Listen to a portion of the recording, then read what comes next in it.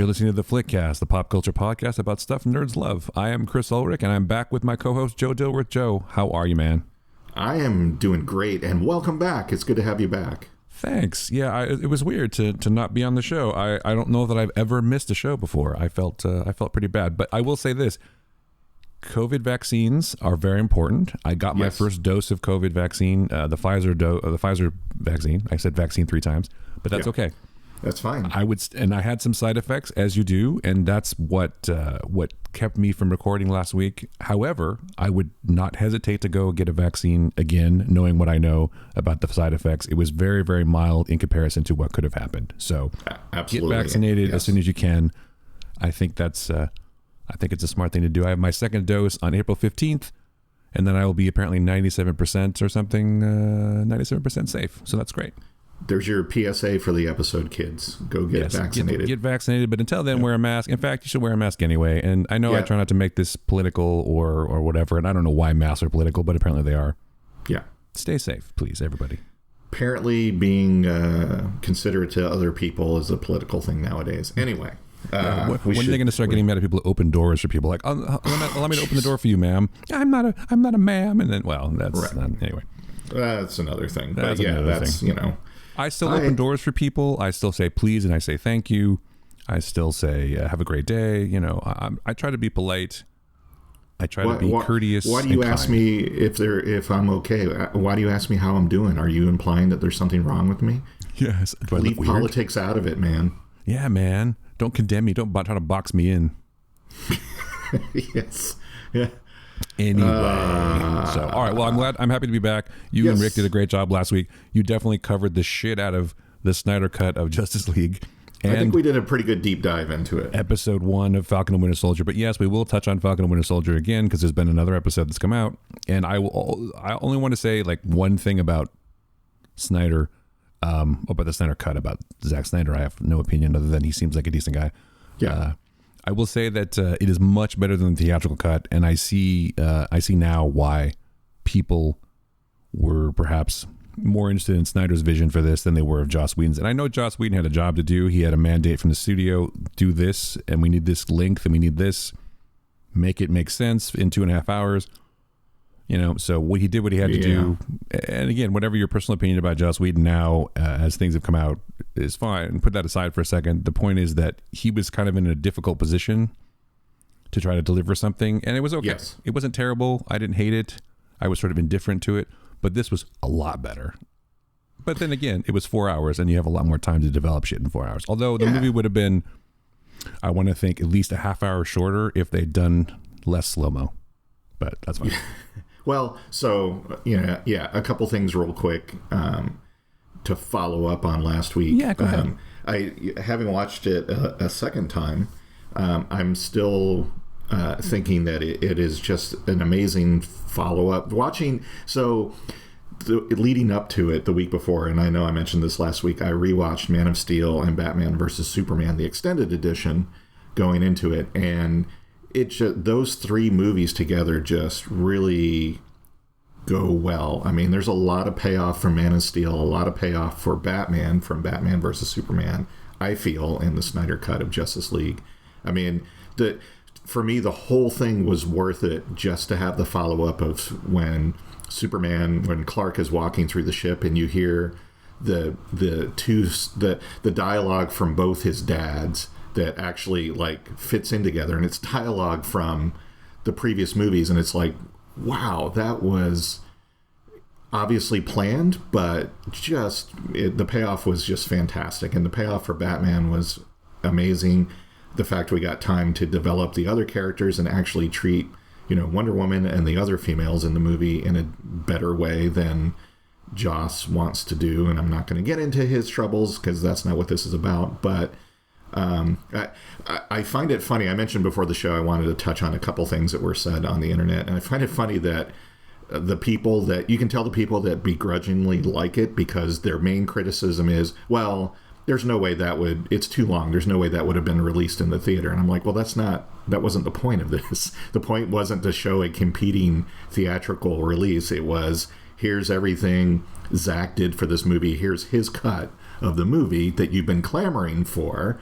And it would probably be the cut, that the directors generally present to the studio before the studio says, yeah, you got to take an hour out of it. So it's like that wasn't the point at all. So that if that's your main criticism, that I just find that kind of laughable.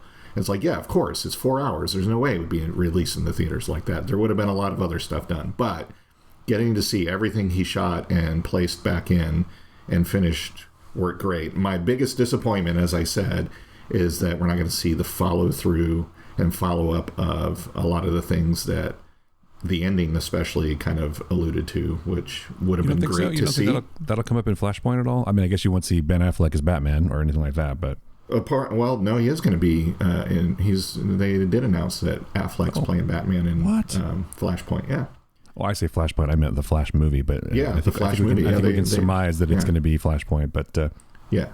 So maybe they will touch on that. I just think it was. I'm a sucker for we've got to go back in time to fix the future thing and the whole. And of course, you can get wacky with that with having Deathstroke and Joker on the Justice League. I mean, that's just insane. And again, I love that sort of denouement, if you will. I love that. I thought it was great. And I really, really like Jared Leto as Joker. I thought he was great in the first Suicide Squad movie, and I thought he did an even better job in this little, coda, if you will. Coda, there you go. So, like I said, I'm just disappointed we're not going to get to see Justice League 2 and 3, because, Snyder's talked about he envisioned it as kind of a 5-movie opus, with the 2 Justice League sequels being the ending, and talking about some of the ideas he had for that and what he wanted to do with it sound really great, and I think it would have been awesome. But as it stands, I think it's 3 movies, Man of Steel to Batman versus Superman to Zack Snyder's Justice League. It's a pretty amazing bit of cinema and storytelling, in my opinion. It's definitely a win for HBO Max too, because they had a lot of you can't beat all the publicity, and it generated a lot of buzz and got a lot of views. So I was my opinion is that there is a really great movie in that entire 4 hours somewhere. Yeah. Now, whether it needs to be 4 hours or not is another discussion. But you could definitely trim what you saw into a nice 3 hours ish, 3.5 hours maybe. There's some waste. Let's be honest. There's a lot of self-indulgence, that's fine. Sure. I mean, that was the point, though. That's what everyone wanted to see. I know. Right? I agree. I agree. It's the vanity cut, basically, which is fine. And this is everything that was in there. I did really like the ending. I thought the idea that Deathstroke was there and Amira was there and Joker. Yeah, you know what? It's funny you say that. That is the first time, and maybe it's because Heath Ledger was so good, but that is the first time that I've ever enjoyed watching Jared Leto in most anything, frankly, but in the right. Joker, as the Joker in particular. And yeah, that was a really good. We finally get to see Batman angry too, which is like, I'm gonna, I make no mistake, I will fucking kill you, which is great. And that was the only thing they obviously shot later. Right. Putting Affleck back in the cowl, as it were. But exactly. I enjoyed it, and it's just interesting how things work out, and it's sad in a way that, like you said, we'll never see kind of most of the continuation of this. But and the thing that's also sad is that now all of this has to be recast again, right? Yeah, they have to do it all over again and build this whole world again, and it's all going to be different. And it's like, I mean, I understand that things have to change. I'll say the same thing with Marvel. At least Marvel seemed to have more of a plan of, now we're in phase 4 and now we're in phase 5 and we have all these new evolving properties. So when they get back to phase 10, are they going to like reboot everything and there'll be a whole new Avengers? Probably, but there'll be some like cosmic thing that will destroy that'll be, Secret War, and they'll destroy the whole universe and it'll come back. But everyone looks a little different now. So yeah, it's weird. Everyone had surgery or something. But anyway, I really enjoyed it. I enjoyed it a lot more than I thought I was going to. I mean, I'm a sucker for movies anyway. So I like the idea that, and the 4x3 thing didn't bother me after a few minutes. I was like, oh, this is weird. But then it was fine. It made sense with the way things were composed. I thought that was the part that was going to like just continuously keep me out of it. And it completely didn't. I sort of see Snyder's, this is the way I shot it, and this is what I want it to be like, and you'll see everything, you'll see the full thing. And I actually thought that the action sequences and a lot of the characters flying looked better in the 4:3 than it does in widescreen, because you were able to really concentrate and move in on what was going on, I guess. Right. I appreciate that that's the way he composed it and everything, but in what world was he ever going to be able to release it like that until now? Yeah, they would have never released it. No, like it was never going to be a 4:3 release in theaters for sure, and not on TV either, or on video or whatever. It was never going to happen. So I appreciate that, but it's just, why would you do that knowing you're never going to get a chance to use it? So I don't know, but I just find it funny that everyone's like, we want to see this over self-indulgent thing that Zack Snyder did because we demand to see it. And then it's like, well, that's self-indulgent. It's like, well, that's what you asked for. I mean, people, you never give people what they want then because they don't really know what they want. Right. But I mean, it is what it is. And for what it is, I think he did a great job. And I'm glad to see that he got a chance to do this. Now, do we need to see more people doing the same thing? Will there be other cuts, as we joked before, like the air cut of Suicide Squad or something? I don't know, but I don't know that we need to do this again, frankly. No, I think this is a special occasion. Yeah, I don't. As much as I would like to see the air cut of Suicide Squad, I'm not like foaming at the mouth to see it. And I think the higher ups at Warner Brothers have made it clear that this is a one-time thing. The Snyderverse is not going to continue. And we're not going to spend money on more cuts. And, that's fair. I think there was such a fervor for this. And like you said, they had a streaming service that would benefit from the push, that it was kind of a no-brainer. But definitely. Anything else is like, Well, they got basically a whole new product for what, 15 million or something? Yeah. Whatever they spent on it. I mean, you can see where the money was spent because it was spent on a lot of CG to create new sequences, but also, it's like I didn't really shoot much of anything new, but I created a bunch of new scenes. Let's be honest, and all new characters because Darkseid was not a person in a suit, so right. All of that was CG, obviously. I was really happy though to see Darkseid in the Fourth World characters. Yeah, definitely. That was really cool. Granny Goodness, even. As I mentioned too, among all of the characters that got more depth to them, the bad guy did too. I mean, he almost, at times, as I said last week, he almost kind of felt bad for Steppenwolf that, Well, except for he's like killing people and axing them and lightning striking them, like killing Amazons and stuff. But yes. Yeah, sympathetic bad guys are interesting. Well, like we've always made the comment that the bad guys always think they're the heroes, right? So Steppenwolf was doing what Steppenwolf should do. Yeah, exactly. So I think it's guaranteed between subscriptions to HBO Max and the inevitable Blu-ray release that this is one that they're probably surefire to make their money back on, that they spent extra on. I don't think like an air cut of Suicide Squad or any other director's cut like that, they're not likely to make any kind of return on investment. I mean, that you never know though. I mean, there's always director's cuts years later that are released on video and stuff like that, or in streaming. So they're, never say never, is what I'm saying for like an air cut. There'll be a 4K master of this in theaters, I bet you too. Oh, sure. Yeah. You'll be able to watch it in theaters. You know what? The funny thing is, I'll probably go see that. I'd go see it in the theater. Yeah, I would too. Yeah. If only. Listen, I'm the guy who has two different versions of the definitive cut of Watchmen. So there you go. Right. Well, so do you have the ultimate cut that has the? I have the ultimate cut that has the black strip stuff in it. Yep. Yeah. And I have the director's cut too, or whatever it was. Yep. So yeah, I have both. And I actually went and saw the, whatever you want to call it, the Snyder cut, I guess, if you want to call it that, of Watchmen in the theater. Rob and I went actually and saw that. So I did too. I saw the original release, and then when they re-released for the limited, I think it was only like a weekend or something like that, the ultimate cut, and I was like, I'm gonna go see that.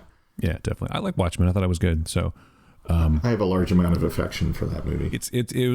I joked about it to myself. I'm like, oh look, Batman looks like Night Owl in that scene because he's got the goggles on his head. I'm like, oh, that's interesting. Yeah. That was kind of funny to me. But anyway, I'm sure other people got that. It wasn't just me. Obviously, you did. I did. But anyway, we don't have to talk about it anymore. But I enjoyed it a lot more than I thought, and I don't necessarily, like I said, I don't necessarily need to see more of these kind of cuts.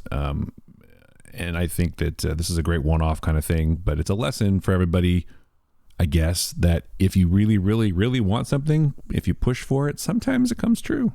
Well, if you and a few million of your friends push for it. Right.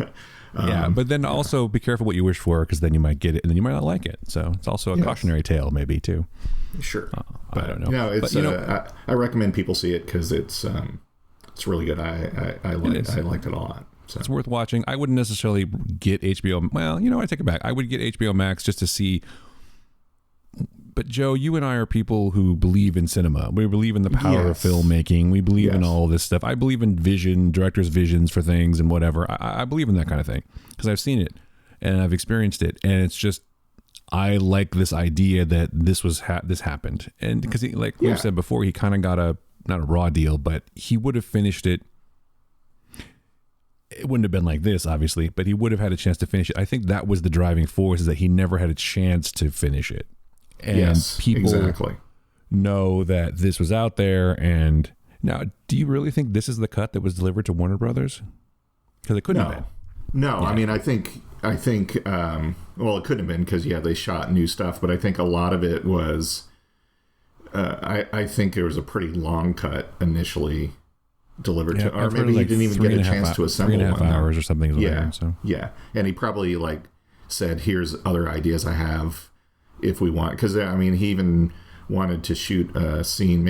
I think he did shoot it during the reshoots to more prominently include a Green Lantern to push forward. And so I'm sure he was like, hey, because at the time he was kind of the architect and guiding force of the DC films, right? So I'm sure they had plenty of conversations of, he's like, hey, I'd like to include this in the movie too, because that we could spawn a Green Lantern movie from that. Here's something else that would be good to push forward and stuff like that. So I bet it was a combination of like you said, the 3.5 hour cut plus notes of what else could be included, and maybe not, maybe that would have happened had he completed the movie, but so I don't. Yeah, this wasn't the version. And, here's the thing, too, for people that are complaining about, it's 4 hours, he conveniently, breaks it up into chapters, 6 chapters. So as soon as it fades to black, you can pause and come back later. So it's, I don't know. Anyway. Exactly. It's broken up into chapters. It's nicely broken up. Yep. So you made a point about the Green Lantern. Yeah, I would like to see more Green Lantern stuff. Well, they're doing a TV series on HBO Max. There you go. Greg I think it's Berlanti, and probably just need to do everything. Yeah. They're doing a Green Lantern series. So that's Earth. That's Earth, right? So when that Green Lantern gets killed, spoilers at the beginning, right? Where does that ring go? Who gets it? Right. It goes and seeks someone else worthy within that sector. But why did it go to Darkseid? That was weird. Yeah, that was kind of weird. So, but he obviously didn't get it. But so where does it go then? Because it disappears. So who did it go to after that? Yeah, I don't know. Maybe we will never know now. Well, we will. I guess we don't know because we don't know when that was, right? It could have gone to anybody. Yeah, it was a long time ago. It was a long time ago. So I was just curious. I mean, obviously it wasn't Hal Jordan or Jon Stewart or anybody like that, but it had to be. It had to be whoever their predecessor's predecessor was, I would imagine. Went to John Diggle. Anyway. It went to John Diggle, exactly. Who gave the ring to Hal Jordan? I can't remember. Abin Sur. So maybe it went to Abin Sur because we don't know how old Abin Sur is. Yeah. So anyway, I guess it doesn't matter. Yeah. It doesn't matter. Yeah, I've always thought, I'm sort of a person who kind of enjoyed the Green Lantern movie because I like Ryan Reynolds, so it's hard to not like him. The fact that the movie was sort of crap doesn't really take it away from me because I kind of like him, like I said. So here's my thing. I enjoyed the Green Lantern movie. I'll go ahead and say that. But my problem with it was that Ryan Reynolds was playing more the character of Kyle Rayner than Hal Jordan. It wasn't right for Hal Jordan as portrayed in the comics. I still enjoyed it, and it was still a good movie. But I am.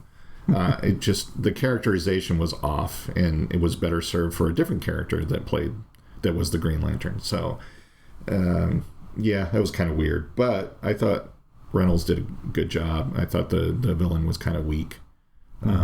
But I did like a lot of, seeing Oa and seeing the Green Lantern Corps, and then Sinestro at the end forging the, Sinestro Corps ring and stuff like that. That was really cool.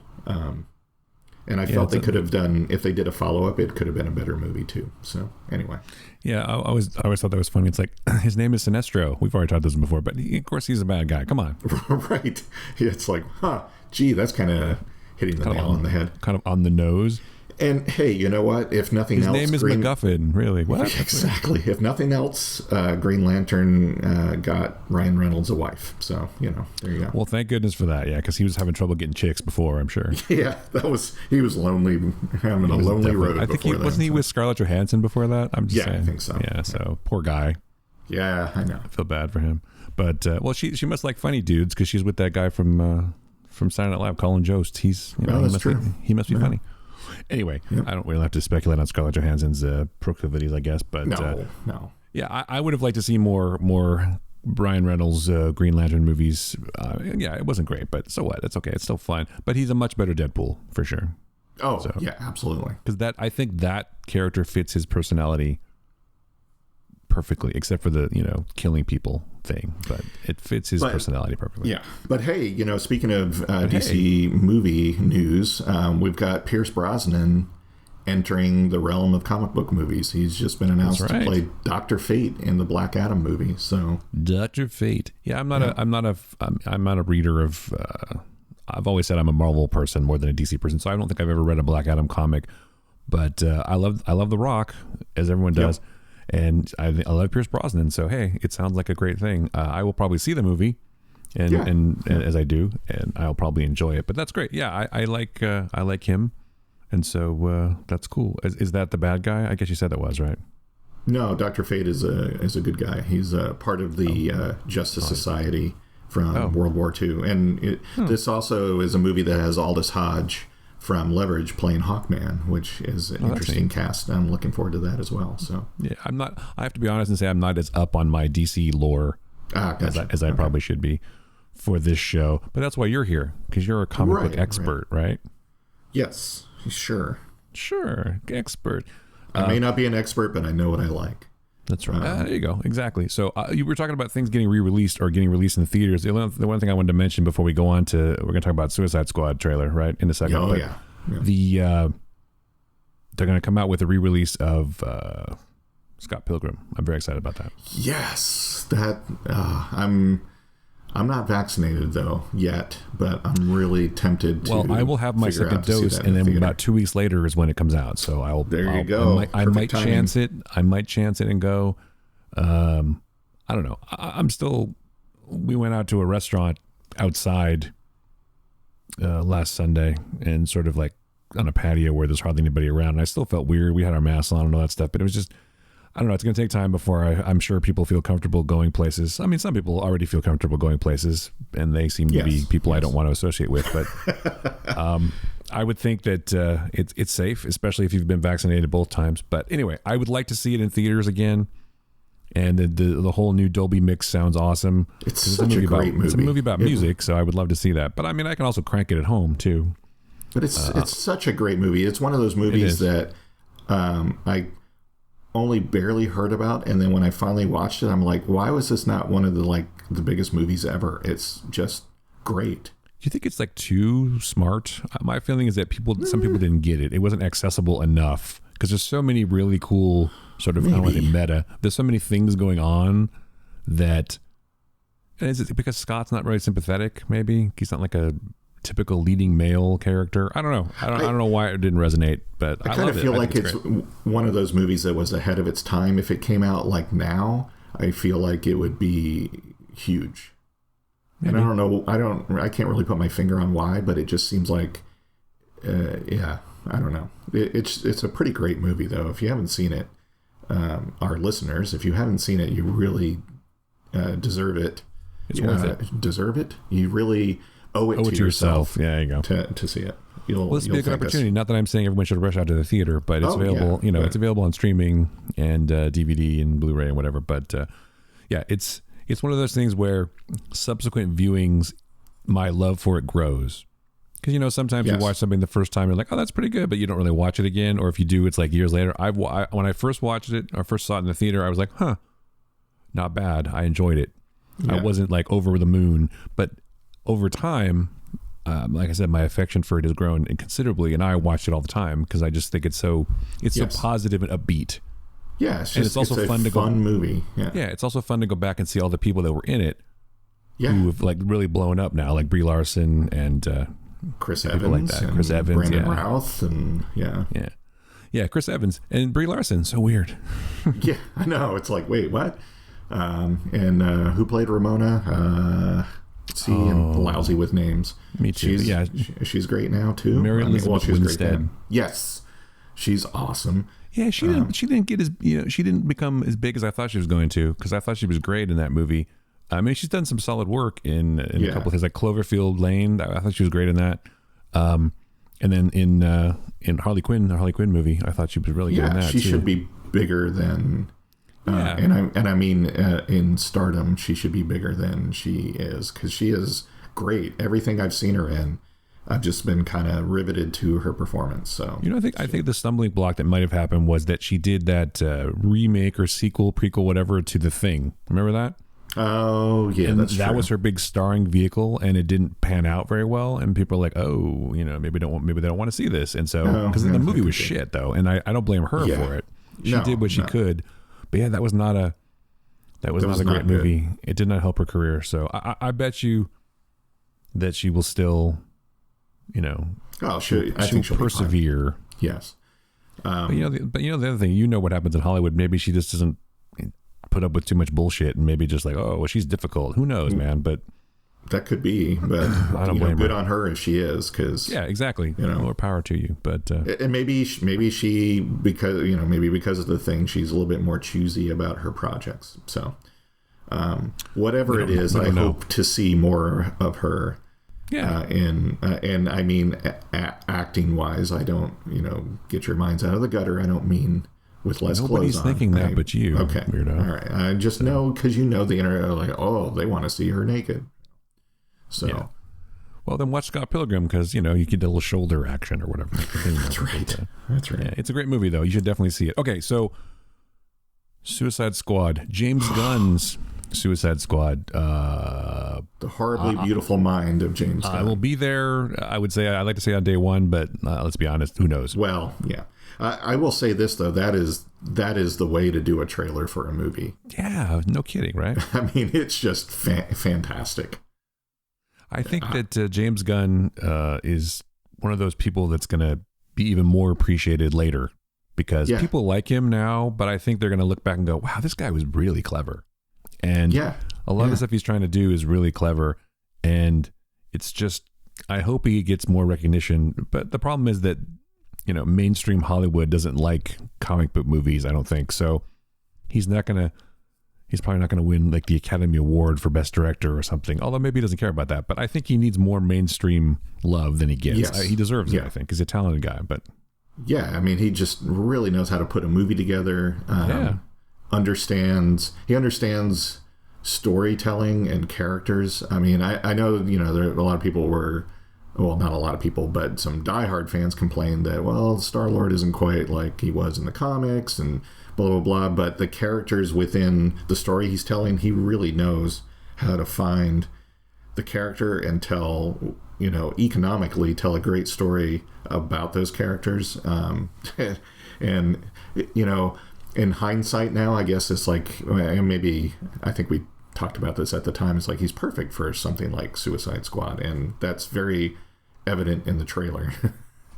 I mean, and what a cast, of course. Idris and Jared Leto, Margot Robbie, yes, John Cena, Pete Davidson. I mean, come on, there's like so many great people in this thing. I'm just and then you have this giant shark character that eats people and is voiced by Sylvester Stallone. I mean, how perfect is that?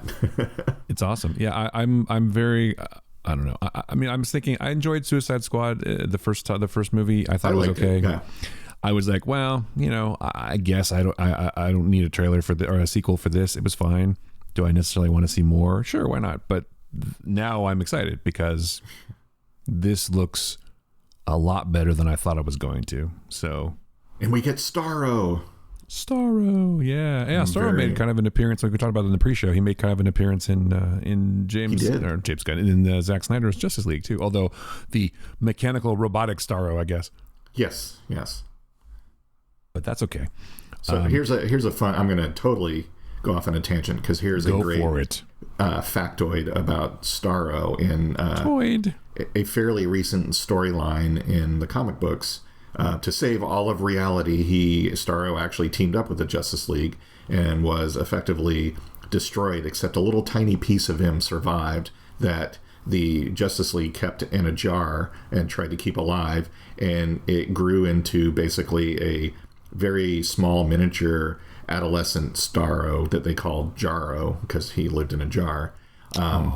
But because he was telepathic and because he was kept in the Batcave, he essentially learned things from Batman, and he basically, Jarro basically calls Batman his dad and has decided he wants to be Robin. Adorable. Yeah, it's pretty awesome. So, that is adorable. Yeah. I don't think we'll see that in Suicide Squad. I think you don't think so? Will we see Batman in Suicide Squad? Nah, probably not. No? Maybe. I don't know. Who knows? So what is your favorite part though? I mean, what I gotta say the shark does a lot for me. I'm not gonna lie. Yes, King Shark is pretty awesome. He's pretty awesome, yeah. And then Nom Nom before he chomps on the guy. That was pretty great. I think Margot Robbie is just amazing as Harley Quinn. Yes. So just amazing. You could just stop at that. Just amazing. Yeah, put a period on it. No, there's a lot in this short trailer that was great. I mean, seeing Idris Elba just swearing for one is like, oh wow, that's kind of fun. But just being being this character that, you know, is obviously kind of like what they wanted Will Smith to come back and do as Deadshot, so they transferred it to Bloodsport for Idris Elba, but he's great. I don't know. I mean, everything about this trailer was awesome. I'm happy that Joel Kinnaman is back. Yeah, I like Joel Kinnaman. He's grown on me for sure. Yeah, so I think it's Harley, Joel Kinnaman's character, and Jay Courtney as Boomerang are like the three holdovers. Oh, and Amanda Waller are the holdovers from the first movie. Yeah. And then we have a huge cast, which obviously means since they're not afraid to show a shark character chomping on people, I'm sure we're going to see a lot of exploding heads from some of these characters trying to go astray and getting detonated. So definitely. No, it's just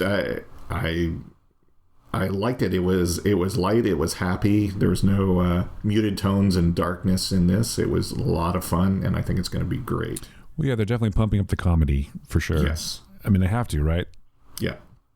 We've got a quick shot of Nathan Fillion as a Mr. Pibb drinking bad guy. Definitely, yeah. Peter Capaldi, bald, which is surprising. So, yeah, no, I'm very excited about this. It's just an amazing cast that he's pulled together for this. And, of course, we have to have some kind of motion capture furry character that his brother gets to play. Well, sure. So. That's what... although he got to play almost himself in... He got to play Kraglin, yeah. So. Yeah, Kraglin, but yeah. So he's like not in costume, or not in a mocap. Although didn't he play Rocket mocapture too, I think? Yes, yeah. Yeah. So that's good. Yeah, but yeah. I'm sold. You know what? James Gunn is one of those people like Edgar Wright that I will see whatever they make. Yeah. I mean, I was going to see it anyway, but seeing this trailer, I'm like, oh, this is just really fantastic. So yeah, and then of course now hopefully we'll get Guardians of the Galaxy Part Trace. Right? Yeah, that's he's shooting the Peacemaker. John Cena's character is they're shooting a 6-episode. HBO Max, or no, I don't know if it's HBO Max, Disney, yeah, maybe, I don't know, one of those streaming services. They all it would have to be HBO Max because Suicide Squad's DC, right? So yeah, come on, so they're shooting get your shit together. I know they're shooting a 6-episode Peacemaker series, and then after that, I think they're almost done with that. And he said then he goes directly from that to Guardians of the Galaxy 3. So he's riding the wave. He's doing well.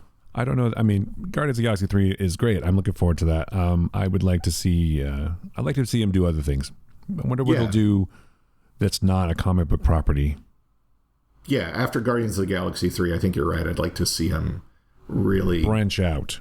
Yeah, take something that's maybe apparently more mainstream, but put his stamp on it. Because let's face it, anything he does is not going to be like, straightforward, right? Which is why we like him. But I'd like to see him do like a weird sort of heist movie, just like old school 70s heist movies. That would be awesome. That would be awesome. So, I don't know. We'll see. I'm looking forward but to that's I don't want to pigeonhole the guy, but I feel like his aesthetic would fit well with that kind of thing. I'm trying to think of which ones that I could recommend to remake. I'll have to think about that. So I don't know. But so Suicide Squad 2, I'm totally down for it. I know you are too. Yes. Again, if only for King Shark, because why not? That's it's pretty badass. But the whole thing, it just looks bonkers, which I appreciate. So yeah. I'm not sure about Joel Kinnaman's wardrobe selections, but whatever. You're not really stealthy in a giant yellow T-shirt, but that's no. It's like, well, okay. So yeah. Anyway. But all right, so should we switch over to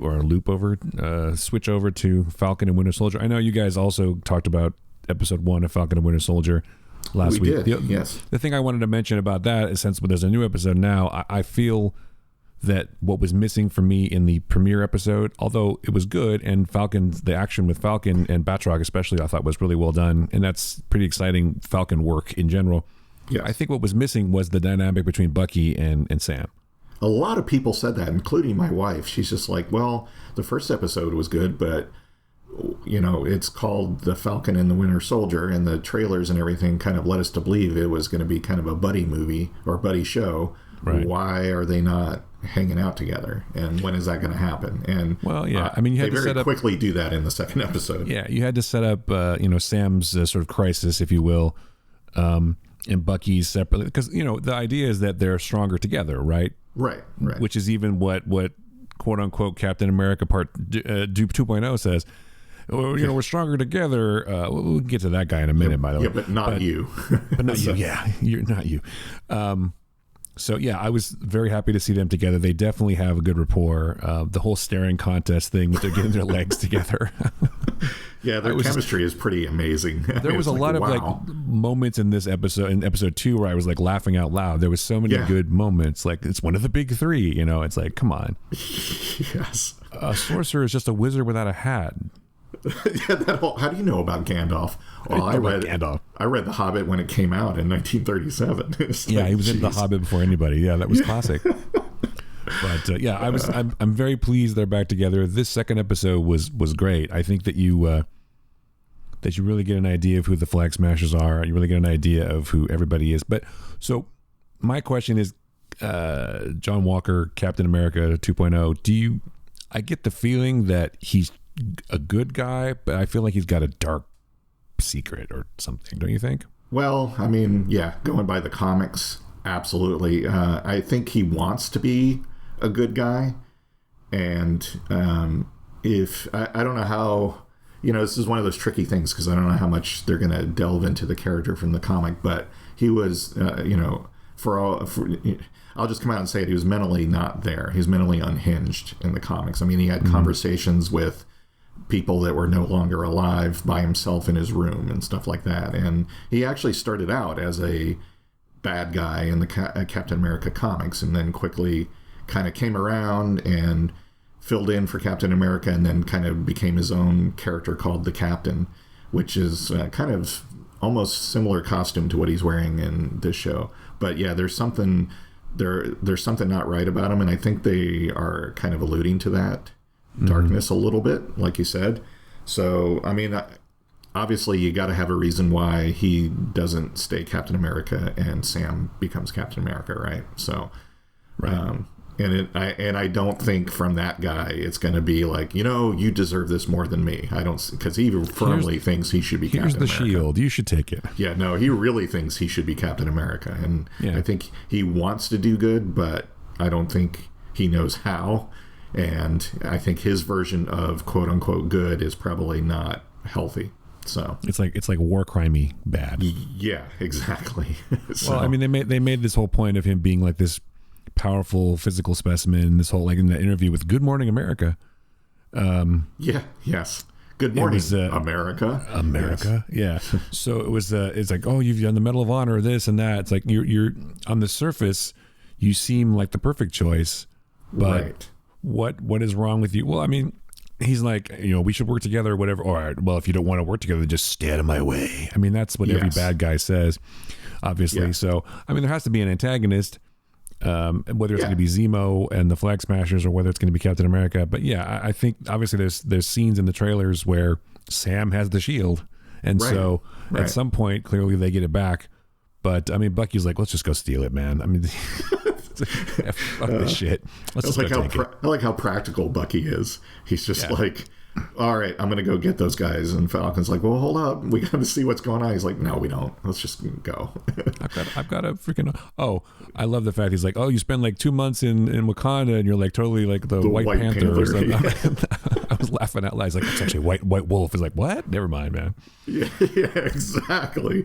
So funny. So funny. Yeah, great stuff. I'm happy to see these guys back together. I got to be honest, though. I'm not like a diehard Anthony Mackie fan. I don't know what it is, but I just don't. I don't like him as much as I like Sebastian Stan. I like Bucky as a character better, but he's grown on me a lot in this episode, especially. I feel like he's. I don't know if it's his character or if it's just as a person he seems uptight for some reason. I don't know. Does that make sense? Like he seems like I guess so. I angry just think he's or I don't know. Perfect for Falcon, but yeah, he's great at Falcon. I don't know. I've never really cared for him as an actor. In other things, and I don't know why. I can't put my finger on it necessarily. It's just, but he is good as the Falcon. So I don't know. But them together, I think maybe that's what I'm reacting to. It's just him by himself was less interesting to me. Like I was saying something about it. I don't know. I wasn't talking to you. I was talking to somebody else. But in the first episode, his sort of what he's going through, his family problems were less interesting to me. Oh yeah. Well, though I do like that the show's taken the opportunity to really talk about and show racism, social commentary, social inequality, and they're kind of using the blip for part of that. But like, I mean, the scene in the second episode where they're arguing in the street and the cops show up and they're asking Bucky, "Are you okay, sir?" And it was like, what? And then it's like, oh my God, that's the Falcon. Oh, okay, well you can go. It's like, what? Wow, and then they arrest Bucky. Yeah, but that was pretty for a comic book movie, for a big tentpole action adventure show. That was pretty on the head. I mean, I was like, wow, that was really cool. And like, in the first episode, the whole, trying to, struggling financially and all this kind of stuff was really good. I think the social commentary, the racism stuff they're bringing into this is definitely needed in this environment. And it's a great way to talk about it and get people to see how bad things still are. So, and I do like. Do you think that will work though, or do you think they're going to think people are going to say it's convoluted? Like, oh well, that would never happen. I don't think so. I don't think so. And they're also using the people returning from the blip, or the blip bringing them back. The people returning from the snap as a kind of subtle way to talk about immigration. It's like, oh, they just care about the people who came back more than the people that were still here and stuff. It's like, wow, that's pretty powerful, and it's it's good. I think we need those discussions and that discourse. Yeah, do you think? I guess the question is, in the first episode, he can't get a bank loan. In the second episode, he almost gets arrested by the police for no reason, but just for being a black guy in the street, having an argument with a white guy. Will that kind of thing continue? I guess my question is there such a thing? Is there too much of it for people? Is it going to start turning people off? I'm sure it's already turning people off, to be honest. You know what? If it does, then, right. If it does, it does, right? Yeah. And it didn't bother me to see it, and it obviously it happens. My experience as a person is totally different than someone like Anthony Mackie's or any black person, obviously. But it's just seeing it in a Marvel show was interesting, because they don't necessarily. Comic book shows don't necessarily go into that kind of thing. Comic book movies don't go into it. Maybe they don't have the time to, or whatever. And maybe they do on a more subtle level, or in a minor level. But in a TV show, I feel like you can explore this kind of thing in more depth than you could in a mainstream feature release for sure. Because A, you don't have time for that probably, and B, it's got to appeal to the largest possible audience. So in something like this, they can explore these themes more. And I'm glad they're getting a chance to do that, because it's unfortunately it's still a problem out there. Right. Yes. No, I think they'll continue to explore it. I hope they continue to explore it in this show. Obviously, I think they're going to do more with the Isaiah Bradley character. Yeah. Which, he was great, man. Oh my God, that was a great scene. Yeah, I was like, wow, that was extremely powerful. It was really good. He's very angry. Yes. So I have a feeling, I mean, you don't cast Carl Lumbly and not bring that character back and do more with him, right? So yeah, I expect more on that. But yeah, no, it's really good. It's like the present racism and all the social commentary, plus dealing with the sins of your past, like with Bucky. Just really interesting character studies and really powerful storytelling, I think. So I am no longer the Winter Soldier. I am James Bucky Barnes. Yes. Smile. So. Ting. Yeah, but with lots of humor too. I mean again, I can't remember her name, but the actor playing their therapist, she's the captain on the show Bosch, and she's fantastic on that. But seeing her in this role, she's got that kind of droll sense of humor that is perfect for it, and it's really great. So yeah. I'm enjoying the writing and the direction, and I'm enjoying pretty much all of it. There's not usually in a show there's like some elements where you're like whatever, that's whatever it is, or it's poorly executed in some way. But this so far the two Marvel shows have been very well done. This is obviously completely different than WandaVision, but still of the same sort of quality standard and the same everything. It's just they're doing such an amazing job. I'm very happy. And they've obviously saved money for a fantastic action sequence in each episode so far, because wow, I like that they're doing really cool things with Falcon, with his ability to fly, and how that would actually feed into the way he fights or defends himself. I mean, they're doing some really cool stuff with that. So yeah, I feel like he was never the focus of any of the movies, but now that it's the Falcon and the Winter Soldier, they can spend the time and the money to show what he was doing the whole time that you just weren't getting to see necessarily, because you were focused on Captain America and whatever. And so there's the scene on the Jeep where it's like, I'm going to get Captain America's sidekick on my team. I was like, man, no. So that guy's going to be trouble. But it's weird to look at him without his mask on and go, wow, he's such like a young Kurt Russell. He sounds like him too. That's the crazy thing. Weird. He sounds so much like his dad. I was like, whoa. Yeah, it's bizarre. But but he's good too. You know what? They definitely do a good job casting. And it's like, I'm blah blah blah. I'm known as Battlestar. Bucky's like, stop the Jeep. Yeah, that was great. It's like, okay, I'm out. This is ridiculous. I'm out of here. Yeah. So, but I love the fact that he's a cynic, a practical cynic. It's like, you know what? I'm just gonna walk in there and fight these guys. There's only like 3 or 4 of them. I should be able to take them, no problem. I've got a vibranium arm, for God's sake. So yes. Well, and they're kind of bringing in a little bit like what they did with Steve Rogers and Captain America. I mean, Bucky is, even though he's alive in present day, he was only, brought, out of his sleep or whatever periodically throughout the years. He's still very much a product of, the 1930s. Mm-hmm. So he's still kind of got a little bit of that attitude and aesthetic, and so that's kind of fun. The question I have for you, though, is because he makes a point of saying, when he and Sam leave to go on their, go rogue, he says, "Goodbye, Doc." You remember that? Yes. So my question to you is, do you think that Bucky's on a suicide mission? No, I don't think so. I think he's just like, I'm done with this. Because, the other thing that fed into that was, if you remember, John Walker said he's no longer under the whatever mandate to have the constant sessions or whatever. John Walker's like, he's free from that. He's not, I don't think he's on a suicide mission. I heard that, but I also know that Bucky remembers all of them, you know? Yeah. And he can't even sit there and have a conversation with a girl without leaving and without feeling shitty and crossing people out. I mean, there's basically no way in his mind, I don't think, that he can ever make up for what he's done, even though it wasn't his fault. Yeah, I mean, so I wonder if he feels like ultimately he needs to sacrifice himself, or he knows that he doesn't want to live. I mean, I feel like he's not. He even says it like, you know, you're free. He's like, to do what, you know? And he has no direction. He has no reason to live.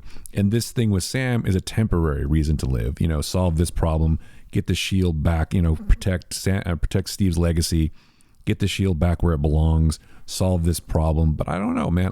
So maybe that's his journey through this, to find, you know, a reason to keep going. A reason to live. Yeah. Or is his journey like, this is how he can redeem it, by doing everything he can and making the ultimate sacrifice to try to redeem it. So I don't know. I wonder if Bucky will survive this season.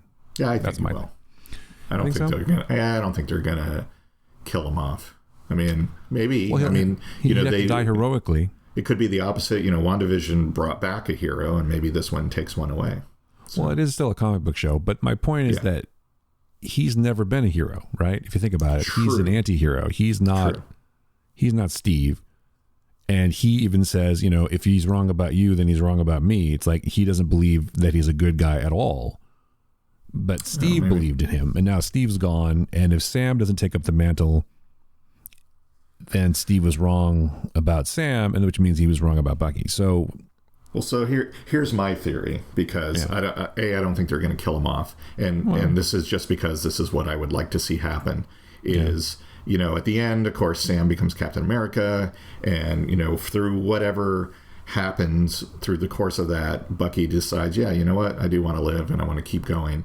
And Sam's like, so, you know, what are you going to do now? The question comes back, what are you going to be now? And Bucky's like, you know, I don't know, but I'm going to go find out. And then, you know, the post-credit sequence is the Skrull recruiting him for Nick Fury's little thing. And I think that leads into Nick Fury's show.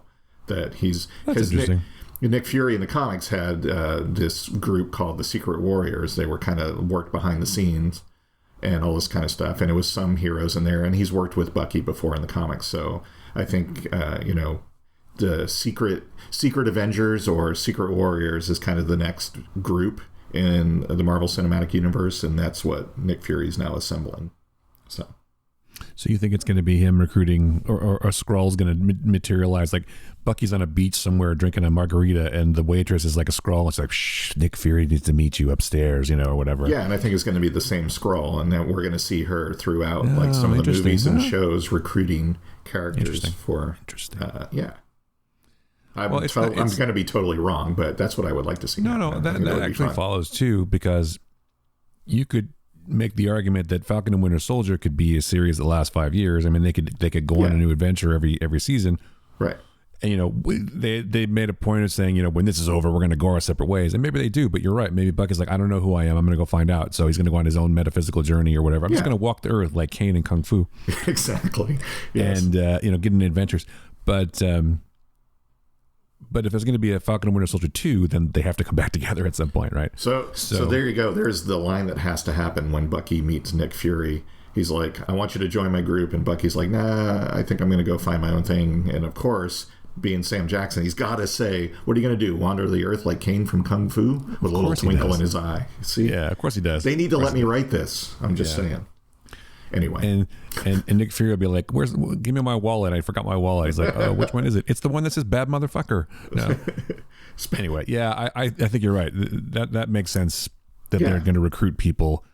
But then, so Sebastian Stan could be in the Nick Fury show. And they could still a team up with Falcon. It seems to be, though, that Bucky's tired of fighting. He's like, I'm done fighting, man. I don't want to fight anymore. What was rule number 2? I don't want to hurt anybody. He's like, yeah, it's not going to work anymore. But I mean, storytelling, if you start a character out like that, then they're going to find a reason. Even if it does end with him making the ultimate sacrifice, he's going to come to peace with it before then and realize, I do have something to live for, and it's the world. I'm going to save the world, but whatever. But yeah, so when you start out with a character at that point, you know their story arc is that gets kind of reconciled and resolved in their mind by the end. So, I think, yeah. Can you really erase that much red? Because look what happens with Black Widow. That's true. Makes the sacrifice. I don't think they're going to kill him off though in a show. And I know that's wrong to say because they're saying that it all matters. It's all connected. I think it would be a movie. I don't think it would be a show. But let's be honest. No offense to Sebastian Stan or to Bucky, but he's not a main character in the Avengers. He was a supporting character in the Avengers, so he's not an Avenger. He was never an Avenger. But he's going to be a secret Avenger if my theory holds up. Maybe, or he's been a Skrull the entire time. No. Anyway, that could be. I don't know. I don't like the idea that. Okay, Bucky needs to find a reason to live at this point. I think is what they're saying. He needs to find a reason to live. Right now, he's temporarily found it where he wants to help out Sam, and they made it personal for him, right? Because it's super soldiers, and that's personal for him. So he needs to go and find out what the fuck is going on, and that is his momentary reprieve from, I don't know what I'm living for. What's the point? Well, that's the speech at the end is, Sam working with Sam inspires him, and he's like, you did for me what Steve once did for me. You deserve this shield. You're Captain America. You need to be this, right? So, well, I don't know if you mean the speech at the end of the show? Yeah. Yeah. Oh, I thought you meant in this episode. No. That's the speech at the end of the show. No, there will definitely be, if not the final shot of the show, it'll be one of the final shots where Sam is dressed as Captain America, but he still has his wings, right? Oh, yeah, of course. Well, he did in the comics, too. So. Yeah, because the kid who is his support staff on the ground, he ends up being Falcon. Yeah, exactly. So he'll become Falcon, and Bucky will be like, peace out, dudes. I'm going to go do my thing and land a beach. Or maybe he'll go back to Wakanda, or maybe he'll go back and meet that girl. In fact, that could be the end. That's how you see that Bucky's going to live. He goes and meets up with that girl from the restaurant again. And stays and has a, and this time stay. Well, you don't know what happens because the camera is outside the window. It's pulling back, but they're having a conversation, and that's the end of the show. And he's like almost laughing kind of thing. It's like, okay, yeah, there we go. Or he cracks a smile. It's like, you know what? Yep. Maybe life is worth living after all. Boing, stinger. I don't know. And then end credits with, hey, the guy upstairs wants to talk to you. So. Maybe they'll recruit, or maybe not. But no, I just really want that to happen. But that could happen in an earlier scene. True. But I think the final scene with Bucky needs to be either A, he's going to be dead because he's saved the universe again, or B, it's going to literally be him finding a piece of humanity in himself and a reason to go on. And it could be that, I mean, they set up that whole thing with the girl in the restaurant for a reason. Right? Yes. I got to feel like she's going to come back at some point. The payoff. So here you go. I'm going to write the scene for you. So he finally goes back and he's like, hey, can I? Sorry, I left like a month ago. Can we try again? And she's like, yeah. And she says something like kind of serious, and he starts laughing, and she's like, what's going on? He goes, oh, it's not you. And he nods to the TV, and it's like Sam up there being all Captain America, and she said like, oh, do you know him or something? And he's like, yeah, kinda, or something, something to play into their little banter, so and it'll be like, and then everyone laughs and it'll be good. Can you ever in that freeze frame? Yeah, right? Exactly. And the da-da-da-da-da music. I just think that was set up for a reason. It's in the first episode, and he's going to end up having to go back there, not having to, but want to go back there, and that will be his moment of. He still has to reconcile with that guy's dad too, because he didn't do that, and he's still got to do that. That's got to pay off too. He reconciled with him by, I don't know. Yeah, I don't know. They still have to finish that. He's got an entire list of things that he's never going to finish in this series. Let's be honest. So it's like My Name is Earl, right? He had all these people he wronged, and he has to go back and fix them now. But and then Steve had his list, of course, of things he missed. But that was an interesting parallel. And they also had Bucky sleeping on the floor like Steve. There's a lot of things where he parallels Steve, but he's like the anti-Steve in a way, right? Or maybe that's it. Sam's like, "What are you going to go do now?" And he's like, "I got a list to keep up, with," and has a final visit with his therapist, and he's like, and she's like, "So, how are you doing?" He's like, "Well, I had a date," and then it goes to that scene. So there we go. See, we've just written the end of the show. I don't know if we'll see the therapist again. Maybe we will. What's the first scene of the first episode? It's Falcon jumping at anything. What's the first scene we get with Bucky? Where is he? Is he in therapy? Yeah. Maybe it has to end there. Yeah.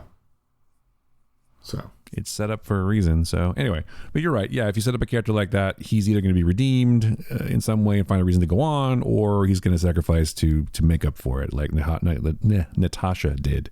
Yeah. So, in fact, it was funny. Her and Barton were both fighting for that title in a way.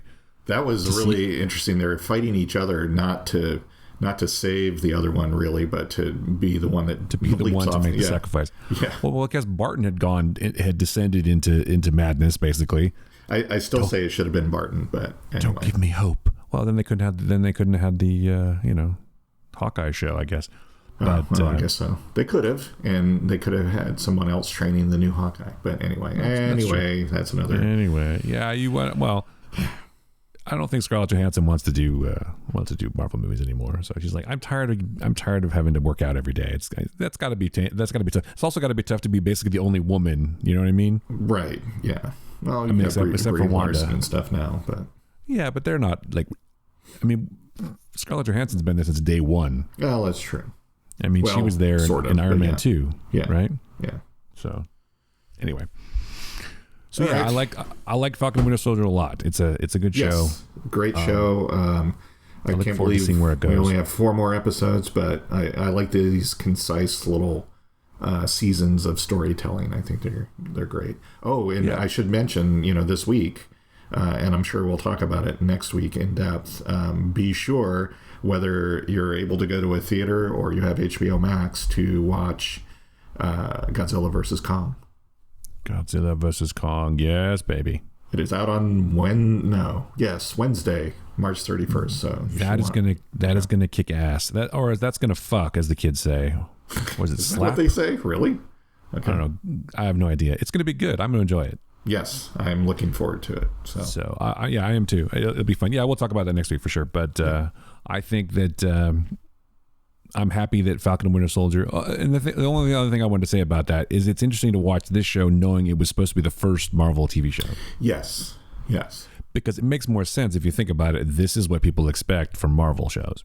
Right. And so, having to switch it up like that. So I'll see. I'll be interested to see how they. Because what's next after this? Is Loki next? Yeah, okay. Loki. Well, I think the What If animated series might be next. That's out this year sometime too. That one I'm looking forward to because I like What If stories. But I think Loki is the next live action one. Yeah, I used to have a lot of What If comics. What if something hadn't invented? I remember I'm trying to remember the title. What if Spider-Man joined the Fantastic Four? What if the Fantastic Four never gained their powers? What if Captain America hadn't fallen into the ice or something like that? I remember there was one like that. But what if Phoenix had lived? All this. Yeah, I love. One of my favorite characters growing up was Captain America for whatever reason. So I always enjoyed those comics. So yeah, I would say that's the most I have, probably the most comics I have from back in the day. And Captain America and the Falcon, oddly enough, I have a ton of those. Well, there you go. Yeah, which is kind of funny. So. All right.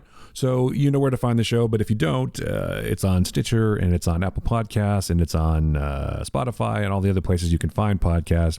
And you can find us on Patreon at patreon.com/TheFlickcast. And of course, we're on the socials at TheFlickcast. Yes. And Joe and I are on socials too. I'm at Chris Yu and he's at What Joe Writes. You can hit us up there and give us a hard time. And we have stuff posting on the website, articles and whatnot.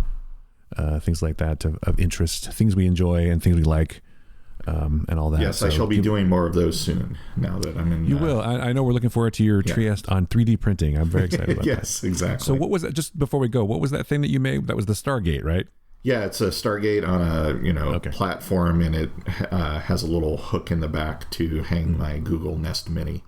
That's pretty cool. I still want my Eagle though from Space 1999. So yeah, I'm working on that. It's work on it, man. Work on it faster. Okay, jeez. All right, I'll do it. I'm just kidding. I'll do it, man. Sorry. I know you just started a new gig, so it's okay. Yeah. No big deal. So all right. For Joe Dilworth, I'm Chris Lark. That was the Flickcast. Thanks for listening. Thank you, everybody.